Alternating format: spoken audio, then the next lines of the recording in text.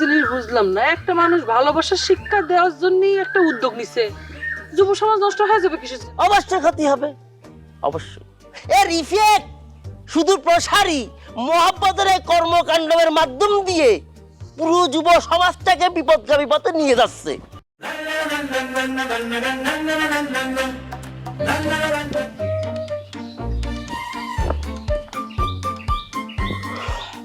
পেয়ারি কনে গেছিলে? আমি তোমার বাড়ি গেলাম, তোমার সাথে একটু দরকার ছিল তাই। আমাদের বাড়ি গেছিলে? আমার কাছে তোমার কি দরকার? সিদ্ধান্ত নিতে চাচ্ছি তো, তাই ভাবলাম তোমার সেই বিষয়টা জানা দরকার। সিদ্ধান্ত নিছো? কি সিদ্ধান্ত নিছো?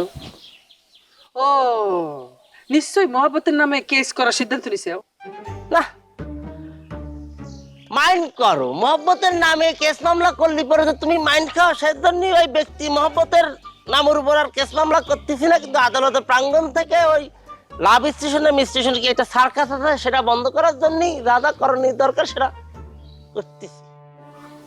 আচ্ছা, মহব্বতের লাভ স্টেশনের উপর তোমার তো রাগ কিসের জন্য? আমার কত রোশন, হ্যাঁ সমস্যা কি? আমার নিজের পার্সোনাল সমস্যা হলে পরে বন্ধু হিসেবে সেটা আমি ছাড় দিতাম, কিন্তু মোহাব্বত এর যে কর্মকাণ্ড এই দিয়ে তো যুব সমাজ তো বিপদগামী পথে যাচ্ছে। একটা জিনিস বুঝলাম না, একটা মানুষ ভালোবাসার শিক্ষা দেওয়ার জন্যই একটা উদ্যোগ নিছে, যুব সমাজ নষ্ট হয়ে যাবে কিছু? অবশ্যই ক্ষতি হবে, অবশ্যই। এর ইফেক্ট শুধু প্রসারী মোহাব্বতের এই কর্মকাণ্ডের মাধ্যম দিয়ে পুরো যুব সমাজটাকে বিপদগামী পথে নিয়ে যাচ্ছে। আমার কিন্তু সেটা মনে হয় না রোশন। একটা লোক ভালোবাসার শিক্ষা দিচ্ছে, যুব সমাজ যদি তার কাছ থেকে ভালোবাসার শিক্ষা নিয়ে সমাজে ভালো কিছুই করে তাহলে তো ভালো, তাই না? ভালো, অবশ্যই ভালো না। এই যে সিটের বাটপাত ধান্দাবাজ মহব্বত, হ্যাঁ, এর মূল চিন্তা হচ্ছে গ্রামের সকল মায়ের আকর্ষণ করার জন্য, আর সেই জন্য এইরকম বাটপার মার্কা লাভ স্টেশন খুলে বসেছে। কিন্তু আমি উকিল এর সাথে কথা কইছি যে আদালতের প্রাঙ্গণ থেকে ইয়েদের এই নিষিদ্ধ কর্মকাণ্ড সারা জীবনের জন্য ভ্যানিশ করে দেওয়ার জন্য যত যা যা কিছু দরকার আছে আমি সেটা করতেছি। ও তাহলে আসল সমস্যা এই জায়গায়। আচ্ছা, ওই যদি লাভ স্টেশন দিয়ে এলাকার গ্রামের মায়েদের আকর্ষণ করে, তাহলে তোমার তো জ্বলতেছে কিসের জন্য? তুমি হিংসা করতেছো কিসের জন্য?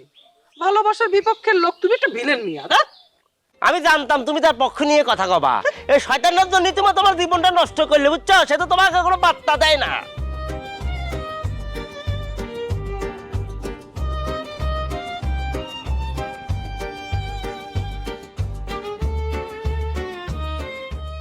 এ দেখ তো কাঁঠাল কোনটা কোনটা পাকিছে, একটু ভালো করে চাপ দিয়ে দেখ। চাচি, চাচি, এ ও চাচি, মাসুদ, এই এদিকে আয়।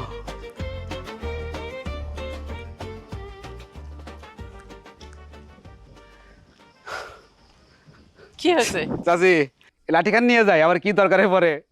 খুব ভালো হয়েছে। তো তোর ব্যথা কেমন আছে রে?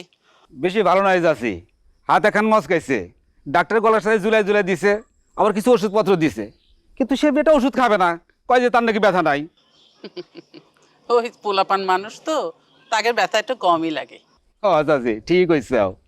ওই যে মহাব্বতের মধ্যে কি মধু পাইছে চাচি, ওই হাত নিয়ে সকাল সকাল যায় তার কাছে বিড়িছে। মহব্বত তো তাই, তোর বেটাক তো সে খুব আদর করে। হ্যাঁ চাচি, আদর তো করে, কিন্তু একটু দেখে শুনে চলতে হবি না? অতটুকু সওয়ালকে কেউ গাছে তুলে দেয় কও?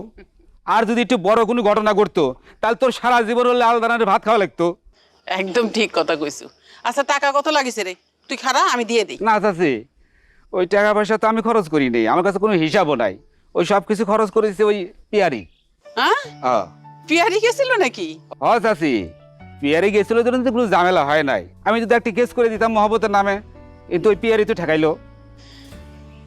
মেয়েটা অনেক লক্ষ্মী, মহব্বতের জন্য কত কিছু করে, আর সে মহব্বত তাকে সারা জীবন অবহেলা করে গেল। ওর কপালে দুঃখ আছে। চাচি দুঃখ তো হয়ে যেত, রওশন যেভাবে কুবুদ্ধি দিয়ে আমার কেস করার কথা কইছিল, আমি হয়তো মাথা গরম করে সে কেসটা করাই ফেলাতাম, তখন কি হইতো? আচ্ছা চাচি, রাগের মাথায় তোমার বাড়িতে এসে যদি কোনো বেয়াদবি করে থাকি তাহলে মাফ করে দিও। আরে না, কিসের বেয়াদবি? তোর বেটা অসুস্থ ছিল, ভালো করেছিস আসছিস। যা। আচ্ছা, আমি বেটার জন্য দোয়া করিও। যাই চাচি।